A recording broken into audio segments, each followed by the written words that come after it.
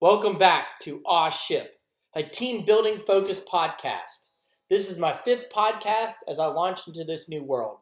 Thank you to everybody that has returned and welcome all new watchers and listeners. The feedback for my first four podcasts has been very good. Keep it up and thank you in advance. Any feedback is welcome. Any, good or bad. That's the only way I'm going to make this more enjoyable and usable for you, the listener. If this is your first visit to my podcasting channel, I'm here to talk about and work through a very important subject for all companies or businesses, large or small, old or startups. Building a better team that has the customer in mind. This is missing from everyday life. There are companies large and small that have forgotten who is paying their salaries or the bills of the company that individual works for. You see this in everyday life. Trust me. RA Enterprises was birthed with the notion that everybody can learn. Anybody can help. Over the years of my position as the Director of Operations at Premier Logistics Partners, I've learned and I've seen how a good team can impact others. RA Enterprises is how I'm giving back to others, helping others, serve them, serving people. At the same time, it is making me a better husband and a better father. This will also just help my team as well. I do truly believe that.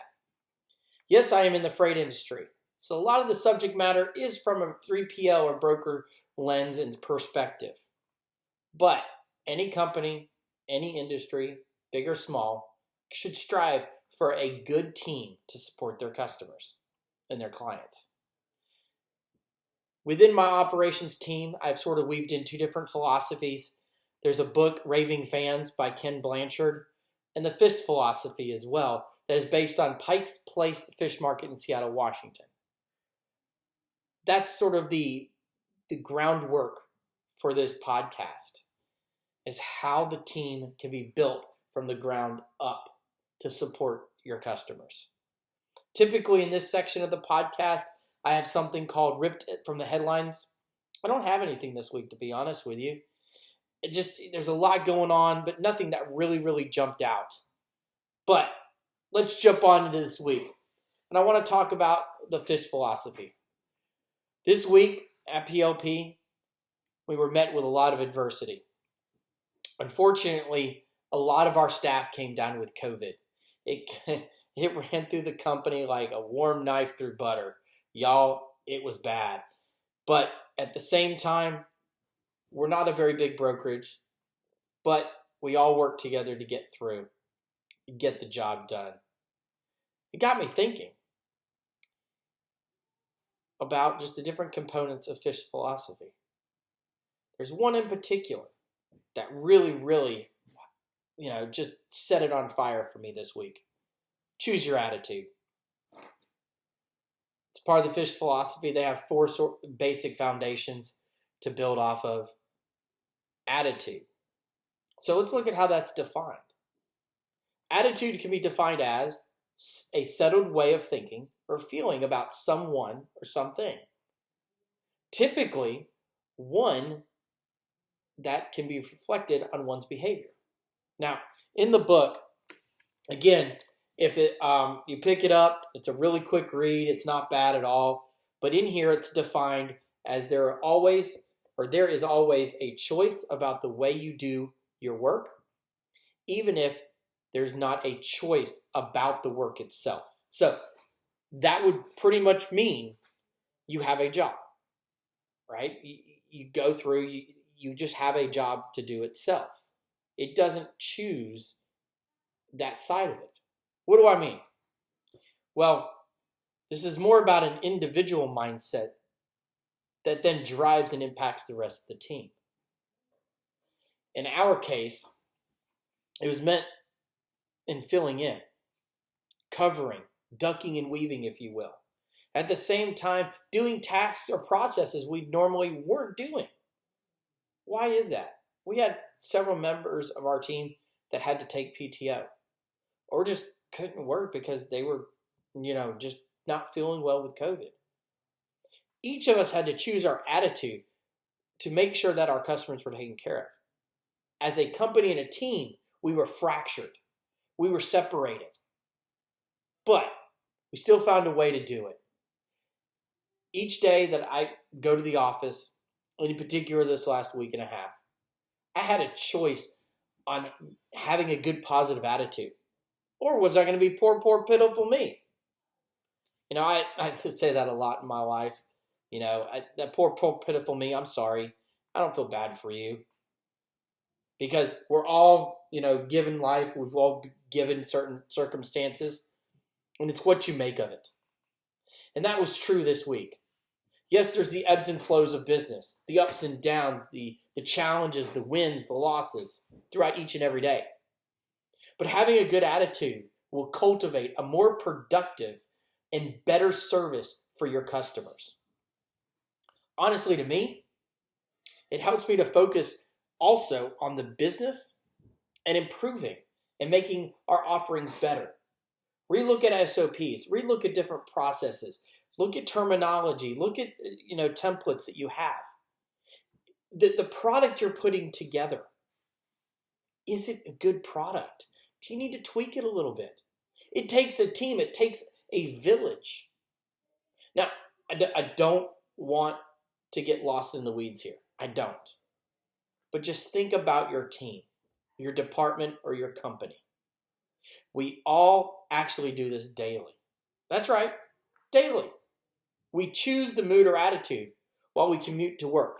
Or, if you have a work-at-home situation, you walk your 15, 20, or 600 feet, depending on the size of your house, if it's in a basement or your working area is in a different area on your property. We all do that daily. My drive into the office, I choose to live where I do, and I choose to drive where I drive. Everybody has a different way to sort of leap into the day. Every team has a different warm-up. Now, we're about to have a very big game tomorrow, Sunday. You have the Kansas City Chiefs against the San Francisco 49ers. They didn't get there by individual people. They got there by those individuals working as a team, supporting each other, doing the things that they needed to do to win the game. Now, I can harp on one team over the other. I'm a diehard Buffalo Bills fan. I've already stated that in one of my podcasts already. I can support the Chiefs. I can support the 49ers. But think about it this way. There was a time during the season that the Chiefs were discombobulated. They weren't working as much as a team. There was actually a game where they played the Bills, and they made a ton of penalties. Boneheaded penalties. Lining off sides when you're at wideout. False starts. Just craziness. But you have to regroup. Again, the ebbs and flows in a football game. You can have highs and you can have real lows. But it's how you then take those and talk as a team, communicate as a team, to then be able then to move forward. Look at the 49ers. In their last two playoff games, what happened? They were behind. They had to come from behind to win. Not one individual did it. Again, football team. There's a defensive team, an offensive team, and oh, by the way, there's special teams. Everybody has to work together. Everybody chooses their attitude. If you, again, in the analogy of a football team, if I'm going to pick on centers out there, sorry, if you're or were a center in a Pee-wee league or high school or college, I'm going to pick on you for a minute. But the center's job is to hike the football to the quarterback, regardless if the quarterback is under center or in the shotgun. That's his job. Sometimes that doesn't always work the greatest. Sometimes those mistakes happen. And that guy feels really bad if he fumbles the football, if he moves the football for a false start, if something just goes wrong. Well, the quarterback has to, by nature of being the quarterback, rally around the team, get the team going, be positive even when the situation is negative. When you lose 5 yards for a false start because the center got up there and flipped the ball the wrong way, now all of a sudden you're 5 yards back. Quarterback's not going to go back and just, hammer on the center to how much of a bad guy he is. No, he's going to give him words of encouragement. Oh, don't worry about it. We got this. Here's our perfect play. Here we go. Ready, break. Right? Then they go out. They get a first down, score a touchdown, and you go there. Teams are very important. We're going to see a little more of that, over the next coming weeks as we start to change in our thought process here of this podcast. Because I'm going to be putting more out there, and you guys are going to be learning. You're going to give me more so that these podcasts can get better and better. The other side of that is we do have a changing of the guard a little bit in sports, where team is so important. So important. Now, I do want to talk the other side of it. Now, baseball players, football players, basketball players, they're all paid a salary. They're just like me and you.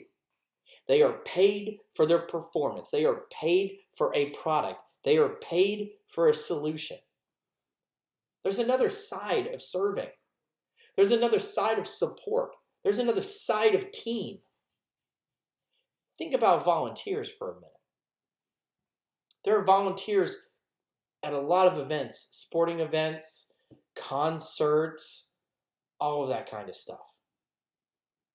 Well, there is a really big tournament going on right now in Phoenix, Arizona. I told you last week I was going to talk about it. It is the WM Open. Big boy golf started last week with the AT&T Pro-Am at Pebble Beach. This week, it's the TPC at Scottsdale. Now, the WM used to be known as Waste Management Open, and before that it was by another title. But it's at the current course, TPC Scottsdale, the stadium course there, since 1987. Guys, it is crazy. It is nuts. It is titled, again, I can't make this up. It's the home of the loudest hole in golf. So if you're a college football fan, you have different bowl games within the season because you got rivals. But one that I grew up with because I'm in Georgia is Georgia, Florida. It's the largest outdoor cocktail party. Again, the WM, the loudest hole in golf. Now, golf tournaments in general have a ton of volunteers. You're not paid. You're paid with being able to see great golf and being able then to attend and watch it on a day that you're not working it. With the WM, 20,000 fans sit around the 16th. It's a par 3. I think the longest it plays is like 160, 162 yards. You can fact check me if you would like. Of those 20,000 fans that are sitting in this fully enclosed area, which by the way is the only fully enclosed hole in the PGA Tour, there's roughly, I think it's 3,750 or 3,800 seats for general admission. People rush in there. They line up at 5:30, the gate opens, and they rush in to get where they're going to sit. There's 300 skyboxes around this golf course. So just think of that. And on this one particular hole, there's only 11 hole-in-ones. Tiger Woods actually hit a hole-in-one there back in 97, before it was fully enclosed. And it went nuts. Absolutely nuts. In 2022, it's the only time that a hole-in-one has happened twice during the 4 days of the golf tournament. It's crazy. Absolutely crazy what happens. But here's a short clip. I really want you guys to see this clip. It's from last year. And again, it goes crazy. The spectators just go crazy for hole-in-ones. They throw beer and cups and all sorts of stuff onto the green. That's right. Golf fans throwing items and going crazy. I can't make this up. But here you go. Take a look, and I'll be right back with you. 16. This just moments ago. Sam Ryder taking it right at it. Talk to me.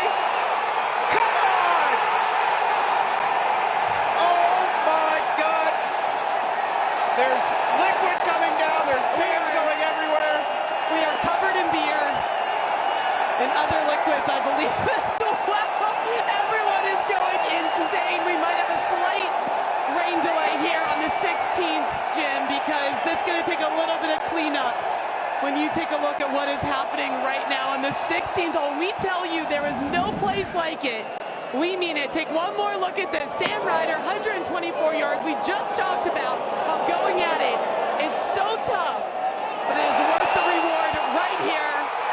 Bam! Cocktails. Boy. Sam Ryder has a very expensive bar tab ahead of him. On the 16th hole, take a look at that. You will never see anything else like this in the world of golf. Unbelievable. We need showers. I smell like beer now, Colt. Wow, what a moment. Like I said, you come here, you try to be one of the legends. Sam Ryder is now a legend here at the Coliseum on 16 at the WM Phoenix Open. This has to be a bucket list thing, right? What would you like to accomplish on the PGA Tour? A hole-in-one on Saturday? There you go. Crazy, crazy, isn't it? I'm telling you. Every professional sport has a niche. Football has the crazies. Basketball has the artistic. I don't know. I'm making stuff up right now. But think about it. Where does that happen? Now, also think about this. They had to go clear and pick up all the cups and all the beer just for those guys to walk from the tee box to the green to then put it in the hole. The other guys he was playing with. Those volunteers have to work as a team. A team that's not getting paid. But yet the product that they're putting together, the product of golf, is extremely important. It's also knowing that it's going to happen, right? They know it's going to happen. They have the mindset it might happen. And when it does, they're cleaning up. There's a possibility there's some crazy fans out there. It still might be, trying to celebrate. Even when they start to clean things up, they can still get hit with objects. It's crazy. But in life, you choose. In your job, you have a choice. Choosing to work as a team only benefits your customers. When your customers are happy, they'll come back. When the team is happy, you will see that starting to exponentially make everything better in your organization. Top to bottom.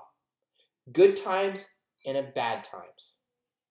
You will see people go the extra mile just because everything's so positive. Stay positive in everything. Work as a team. Choose your attitude. Now, for me, I don't know, like some people out there, I have a little bit of commute in the morning. I listen to different types of radio. Sometimes it's news talk. Sometimes it's country. Sometimes it's rock and roll or heavy metal. But it's my wind-in time. Now, I also go in a lot early, or a lot earlier than I probably should. But that's because I want to get ahead of the day. That first hour and a half to 2 hours, I'm so productive in what I do. I'm able to set the tone for my attitude with the drive-in, that first hour and a half to 2 hours worth of work. I can get so much done. And then when the busyness happens, and the surprises happens, and the challenges happens, I can help my team. And not only that, my team feeds off of it. And if they don't, well, shoe on the other foot. Let's just say that first hour and a half, I run into a lot of challenges and issues. When my guys walk in for the day, they're going to be chippy and have fun. And then it just starts to snowball from there. The having fun part of the fish philosophy. The games. In our office, putting.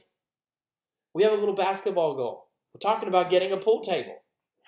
Those types of things, that culture that can be just harnessed. The way your team interacts and the product that is given to your customers. Now, I talked earlier, it's up to you. Absolutely up to you. Life is not always easy. But you have the ability to make it easy in how you go through the day or a week or a month. You get to choose. No one else makes your attitude. And that's where I want to leave off this week. Thank you guys. It's been wonderful. This week I just thinking about the WM, the Super Bowl this weekend. And next weekend will be NASCAR. they jump off with the Daytona 500. I mean, it's so many things are changing. Pitchers and catchers, I believe, or is it the start? Either pitchers and catchers report for Major League Baseball on Valentine's Day on Wednesday, or it might be Monday. But baseball's right around the corner. The NHL is going crazy right now. NBA is going crazy. So the changing of the guard into the spring, it's such a wonderful time of year. It's such a good time for all of us just to sit back, relax, and see what's in front of us. Shout out corner. This one's a good one, guys, because I'm staying in the office supply category. Highlighters. That's right, highlighters. So this is one of the skinny ones. They come really, really fat. This one happens to be yellow. There's green, there's pink, there's blue. I think there's other colors of the rainbow in there too. But they were invented in 1962 by a guy named Fran Horn, who's an employee of Carter's Ink Company in England. We all need a highlighter to help draw our attention to something in a document or a textbook. But more than anything, it helps us focus sometimes. So thank you for the highlighter. Quote of the week corner. Your talent determines what you can do. Your motivation determines how much you are willing to do. Your attitude determines how well you do it. Lou Holtz, Hall of Fame Notre Dame football coach and great guy. I think that's really, really a great quote for this week because, again, we need to have a good attitude. We need to be motivated, and all of that will come to fruition in a great team and great results. Hope everybody has a great week. Thank you for watching or listening. Please subscribe and follow me here on YouTube or on LinkedIn. Have a great and blessed week. Bye-bye.